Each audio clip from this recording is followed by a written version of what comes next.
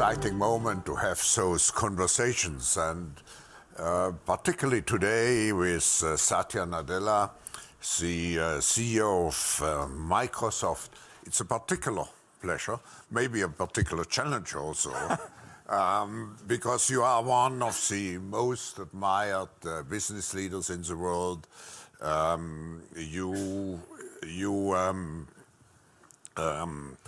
have done something which so much fits into the philosophy which we are promoting this during this annual meeting, to be environmentally, to be carbon neutral, and you do even more in your announcement. You do not only commit to be carbon neutral in a relatively short time, but you say we want to recuperate from the air all the bad stuff which Microsoft has sent into the air since its creation, I think 40 years ago. Now let me ask you the first question. You are today the most valuable company in the world, and you always have been a promoter of this notion to create long-term shared value. And we discuss here the adoption of a comprehensive, unified ESG measurement system. But you have been a pioneer. You have submitted your company to all kinds of criteria. Now, what is your recipe? I put it in a very short question. What is your recipe to do good and to do well at the same time? First of all, it's great to be back and to do this chat with you, Klaus. And it's fantastic to, in particular, this year's forum, I think, has even a particularly different tenor even.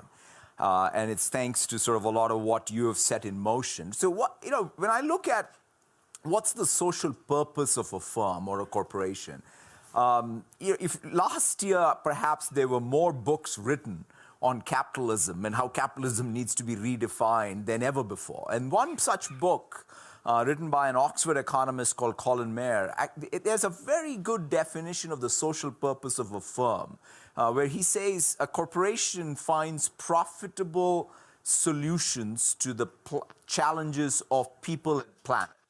Right? The key word is profitable, because we do know that capitalism does have the ability to allocate resources in the most efficient way. But the other key word is the challenges of people and the planet. It's not about creating more challenges for people and the planet, but to have real solutions to the problems.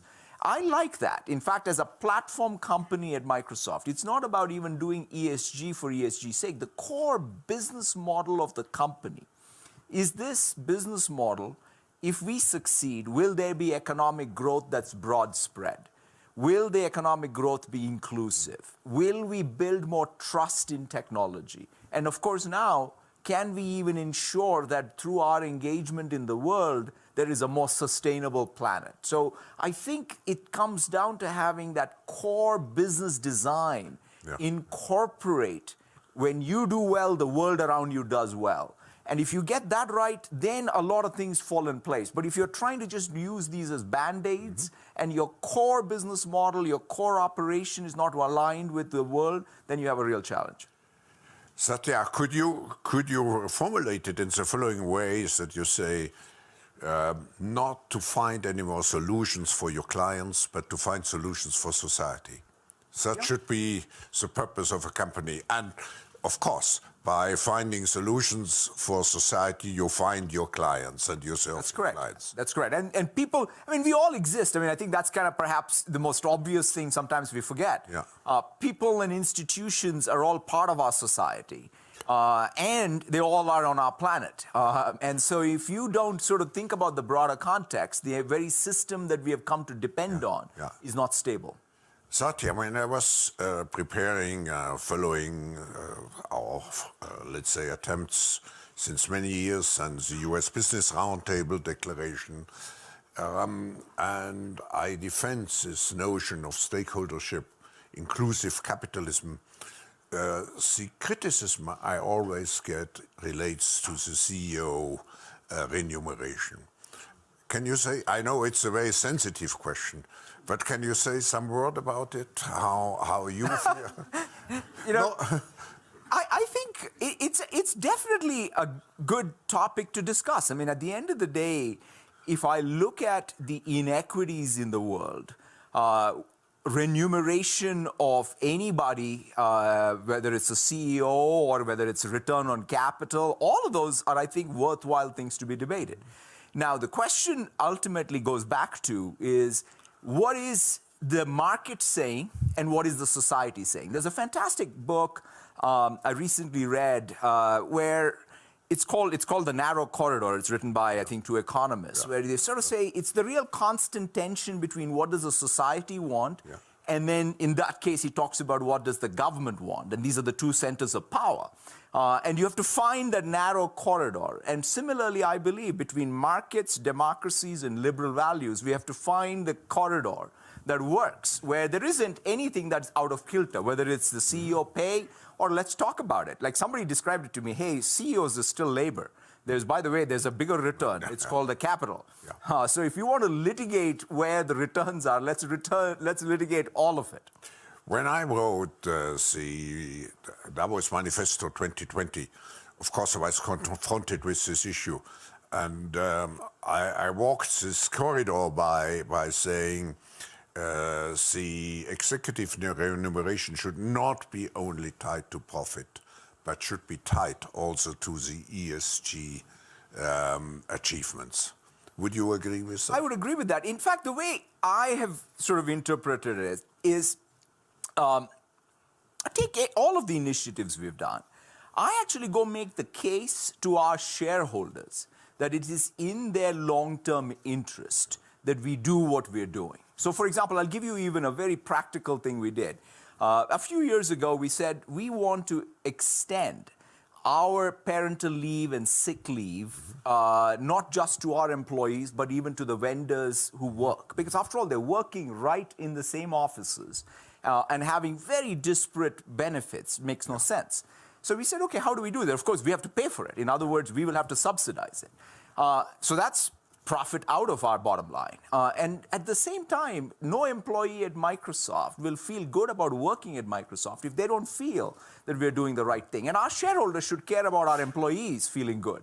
And so I think the CEOs do in today's world have more of work to do to communicate clearly that stakeholder capitalism is somehow not against shareholders. In fact, it is for the shareholders' long-term benefit. It's more the clash between short-term and long-term, and not between, let's say, shareholder capitalism and stakeholder capitalism. That is absolutely right. If I may change the subject, in the name of national security, for example, you cannot sell your products in China anymore, I think from 23 on, to governmental units. Are you concerned that the world is developing in the direction of two circles, with each with its own technology rules, and actually we create this technology Cold War? What is your, because you are very, very well implanted in China, and what is your feeling and your reaction, and what would you suggest? You know, first of all, I would start by saying, look, every country does deeply care about their national security and their national interest, even broadly, if I said, whether that's why they care about their trade and having fair trade deals. They care about their national security, and I think that will always be the case. But that said, I think here's the way I would at least urge us to think about what should happen. If we sort of consciously, quote-unquote, decouple, whether it's the internet or the trading spheres or what have you, all we will do is increase the overall transactional costs of our economy, and everybody will be worse off. I think that's just going to be what will happen. I'll always go back. I immigrated to the United States in '88. Then I went and studied, and the Berlin Wall fell in '89. And then I went and joined the software industry in '90. And it was kind of like winning 3 lotteries in sequence. And the 30-year period has been just an amazing period of market access, the ability to expand into all corners of the world. And I do feel in the tech industry we do need to grow up because the world is a little more complicated than that. And our responsibilities are more. But that said, I think any decoupling without some thought into how we can come up with mechanisms. For example, I believe trust in technology is something that the world will need more norms around, right? Take cybersecurity. We've called for the Geneva Convention around cybersecurity. We have called for, and you were very active. And very active in it. Same thing on the AI ethics. I think take even the topic of AI ethics. Yeah. I think China cares as deeply about AI ethics as the United States. To assume that somehow the Chinese people and the Chinese government are also not going to worry about the implications of AI run wild would be a problem. And so therefore, I think both the United States and China and the European Union having a set of principles that govern what this technology can mean in our societies and the world at large is probably more in need today than it was in the last 30 years. Now, one of the key issues in the economy of today is how we handle data. And I think it was you who at least you spoke out for data dignity. And of course, we have a tension. How much do we protect privacy? How much do we use the potential of those data for good? Yeah. Now, you have expressed yourself on several occasions. Could you just repeat what is your opinion about this whole issue of privacy, which worries so many people? And how can we guarantee privacy and, on the other hand, still use the data, for example, for medical purposes and so on? Sure. I mean, there are a couple of things. One is, I would say, data and privacy around data at an individual level needs to be thought of as a human right. I mean, in some sense, Europe has taken a lead with GDPR and has even effectively regulated that. And in our case, we took that regulation, and we are, in fact, hoping to see a more of a federal standard in the United States and in the world over. In fact, we have taken some of the subject rights of GDPR and made it available worldwide. So yes, I think we believe that data and privacy around data is a human right and it has to be protected. You have to be transparent. Now, but here's the interesting thing. I think that this term I like, which we use called data dignity, goes one step further than privacy, because data that you contribute to the world is got utility. Utility for you, utility for the business that may be giving you a service in return, and the world at large. How do we account for that surplus being created around data? And who is in control around giving those rights? That's the next level of, I think, work we all need to do, where it's not just, oh, I have privacy and I just give away my data. I should be able to, in fact, control in a much more finer-grained way how my data is being used to create both utility for me and the world and the causes I care about. Let's see with the public. Would you agree with the statement? Yes, I think we should encourage because not everybody shares your. Yeah, I think everyone should care about their data. Everybody should care. That's the reason. If not, then that's a different world. That's the reason why I wanted to get you encouraged by the reaction of the public. But could you go one step further and you could see something? I just invent the expression. I don't know whether it has been used. A data wallet for everybody. So a data what? Wallet. Wallet. So he can decide whether he actually sells the data related to him. Absolutely. I mean, I think that these are the kind of mechanisms we should be experimenting with. Which today, if you think about the exchange, what is ad-funded business model?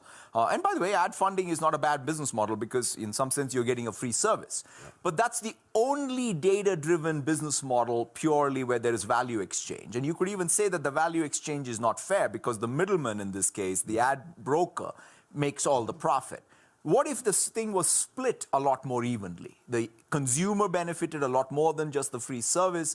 The advertiser, whose prices, by the way, keep going up because it's second price auction, in fact, goes down. So I believe some of the best economics work should happen around data dignity, and new business models in the 2020s will hopefully allow us to get there.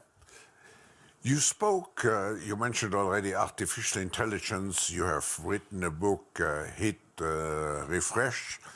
I personally, I mean, I even have written this book about the fourth industrial revolution and coins in ocean, but I still have difficulties to understand the whole ethical concept around artificial intelligence. What needs actually, where are the borderlines? What do we want to capture when we talk about ethical rules?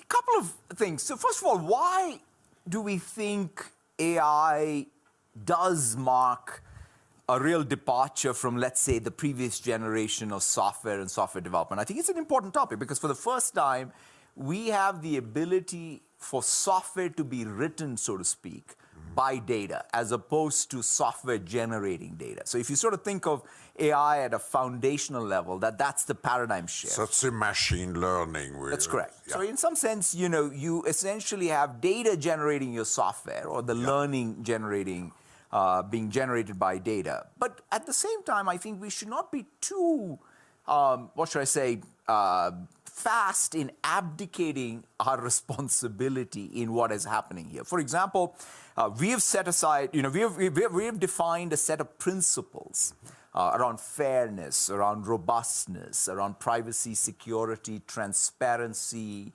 intelligibility of the models that are created, and accountability. Yeah. But it's not just, these are not just words, although there's a lot of principles now that are being discussed everywhere. You need to turn it into software engineering practice. So for example, if there is a language model that gets created, you need to put in the hands of people who are developing the language model tools to debias the language model, because after all, the model did learn from the corpus of data. So I think we as tools makers, software developer, platform creators, we are very focused on building the best tool chain so that anybody involved in the process of creating AI can, in fact, by design, have the ethical principle enforced. I would say that. One of the other things we have learned is, you know, what's the best way to ensure that there's no bias in AI? Yeah. Have a diverse team. So the best way for us to, in fact, change the ethical frontier of AI is to have the diversity of the team creating the AI represent the ethics we want, so to speak. And so therefore, I think there are several mechanisms that we can create that are governors in how AI gets created for good, not for the unintended consequence. I just want to make one other point, because regulation does have a real place here. Yeah, yeah. And especially regulation at the time of use.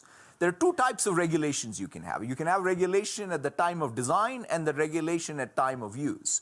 And so I think we should be thinking a lot harder around regulation at the time of use, because facial recognition or object recognition by itself is not good or bad. It is just a technology. Yeah. It's the use case that is good or bad. And so we have to be able to sort of even think about regulation so that more at the runtime, not at the design time. But that's sometimes more difficult because the consumer or the end user, you have a more split approach. You always have the strong opposition, which we have seen in other cases. Let me ask you, come to something else.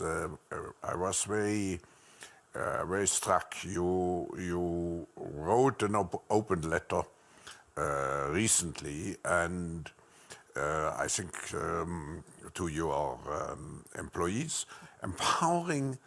That was a sentence which struck, which caught my attention. Empowering everybody to achieve more in the common decade. Yeah.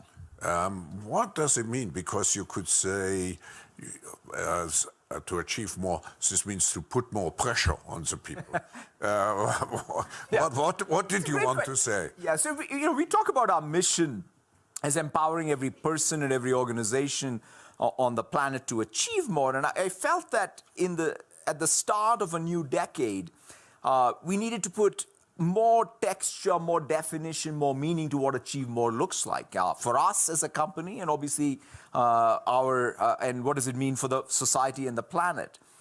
I would say there are a couple of different levels to it. The first thing, by the way, I care deeply about as a platform company, and in the fourth industrial revolution, where we now have the most malleable of resources, which is digital technology, to help fuel economic growth. Because for all the talk, right, the economic growth around the world is not actually that good.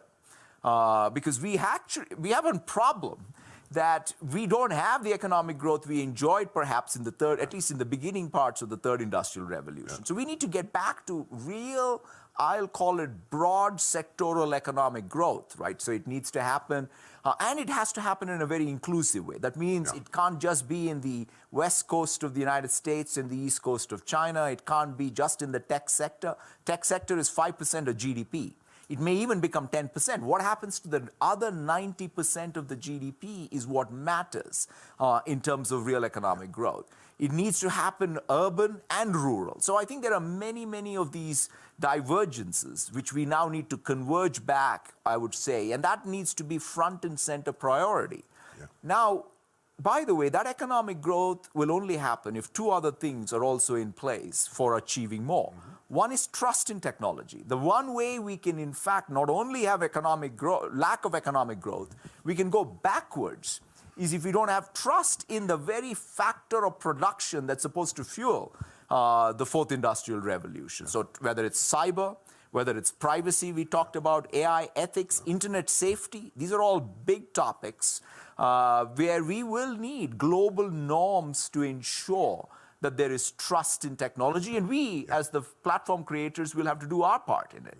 And lastly, I would say sustainability, which is achieving more means whatever economic growth we achieve is going to also make our planet more sustainable. So whether it's water, whether it's waste, whether it's carbon, or biodiversity have to be front and center. And so that's the framework we have for achieving more.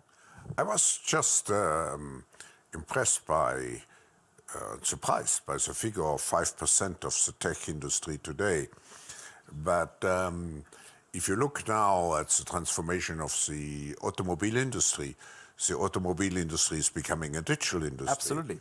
And if you look at the future of industries, for me, I feel the two revolutions which will take place using digitalization data are probably still in, many industry sectors, but particularly also in the educational and agricultural field, where we are still very, let's say, backwards oriented. Right. Precision agriculture, precision medicine, whether it's digital manufacturing, everything is going to be defined by this fourth industrial revolution. But if you sort of say, what's behind the fourth industrial revolution? You've written the book, for which I wrote the foreword. Exactly. The fundamental thing that you're seeing is the increasing digitization of people, places, and things. Now, once you have this malleable resource, i.e. digital, you can start doing things you can't do with atoms. You can do with bits. In fact, you can make your atoms more efficient, where they are, how they move, how they're made, because you can simulate, you can predict, you can automate, all in software. And I think that's the broad phenomena. Same thing with precision agriculture. The fact that you can pick the seeds, the time to put them, how to maximize or minimize the water usage, all can effectively be designed like how you would design a semiconductor. And so that ability to take even what is physical today and convert it into digital and then make the physical better is, I think, what's going to happen everywhere. Satya, we are just digesting, let's say, the digital revolution, now artificial intelligence, but now we have quantum computing. And this may be even a game changer to your own company. can you share some, you don't have to share your plans, but your general, let's say, appreciation of the importance of quantum computing for the future? So here's a real good way to think about what's the motivation. You know, in spite of all of the abundance of computing we today have, there are many problems that today are not solvable by classical computers. Take, in fact, if you want a catalyst that is going to capture carbon, that's a computational problem that is not solvable by classical computers. So in some sense, we need a quantum computer. But we need a real quantum computer, which is you need new physics.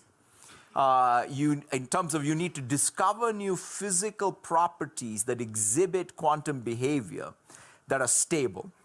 Then to be able to have a complete new software stack, right? Everything that anyone has learned in computer science to date is null and void. You have to relearn it. Yeah. And that's the kind of approach we are taking, which is we are building out, like always, a software stack. We even have a new language called Q#. You can go learn it today. You can program in it. And we're, in fact, simulating quantum algorithms on classical computers. In fact, Cleveland Clinic has done something very clever. In an MRI machine, one of the ways you can be much better, have a higher precision in discovering tumors, for example, is a search problem that can't be solved in classical computers. So they've used a quantum-inspired algorithm already to start refining it. So we're very excited about that next level of computation to fuel that economic growth we talked about. And it will take probably 10 years from now, but... and there are many stops along the way. Yeah. Is there any question? We have time for one or two questions, if you accept, from the audience. I'm happy to do it. Yeah. Let's take a first one from behind. Thank you. Ash, Global Shaper from Toronto. My question is, what might be some arguments to perhaps help convince businesses that greater data dignity for individuals might be better for them? I mean, you don't have to convince me, because in some sense, it comes down to new business models. For example, let me ask you this. How do you do price competition in a second price auction? So in some sense, you could say, hey, let me reprice who gets what for data. And so I think what needs to happen is real business model innovation around the ad-funded business model today. Today, I think data, and I don't want to say that any one business model is problematic. The world needs all business models. That's the point, which is you can't have just one business model be the only business model. And that's, I think, what's not great for the world. So I do believe that there will be, by the way, the enterprise market, that's why where there is data dignity. No enterprise wants their data just to be, it should create surplus for themselves. Why is that not true in the consumer space? Today, the value exchange is a weak value exchange because you're giving away valuable data for what is considered a free service. But is the free service you're getting really all of the value you should be getting for your data? And that is what I think is the question that needs to be asked. Yeah. Let me take, on this side, any question or any comment? Not the case. Let me take the last one. Good morning, everyone. Great to be here. I have a question on culture. As a former Microsoft employee myself, I left Microsoft in 2005 to focus on building Youth for Technology Foundation, which is an international education technology nonprofit. And I'm part of WEF as a result of Hilda Schwab and the Schwab community. But thank you for your efforts to really change things at Microsoft. And when you talk about empowering everyone to achieve more, my question is specifically, how are you doing that to do good and do well, especially with employee culture, to prevent what many like myself suffered from in the early 2000s at Microsoft, which is burnout? It's a great, I'm glad you should come back now.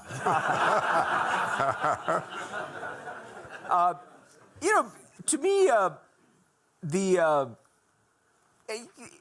lived experience of the people inside the company is everything. As a CEO, I always say that my biggest job is curation of culture, right? I mean, in some sense, we sometimes forget that in order to get your strategies right and products right, you need two things that really anchor you: that sense of purpose and mission, which gives you direction, right? And then culture, which makes it even possible for you to pursue that mission. And that's where I think the tone at the top, the focus on it, what are the ways we go about not just saying we have a culture X, we're going to change it to Y, and it's a one-time change, and then we'll forget about it. That's just not what it is. I mean, it's every day, all of the 140,000 people who work at Microsoft are going to come and look and say, is my lived experience close to what is the espoused culture? And that's the difficult framing of it.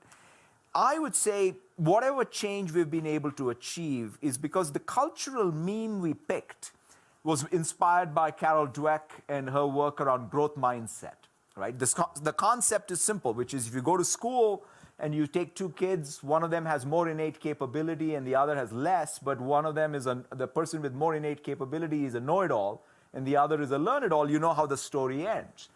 That applies to CEOs, that applies to companies, that applies to all the 140,000 people in the company. And so we have taken that and said, how do we confront, each of us, our fixed mindset each day when it comes to diversity and inclusion, when it comes to customer obsession, when it comes to even how we as a company come together. None of our customers can care less about sort of our divisional boundaries.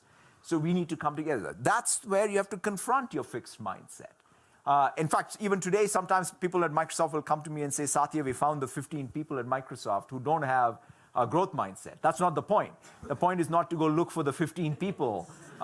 It's to be able to, for me, to be vulnerable enough to say, I'm not perfect, I'll never be perfect, but I can learn.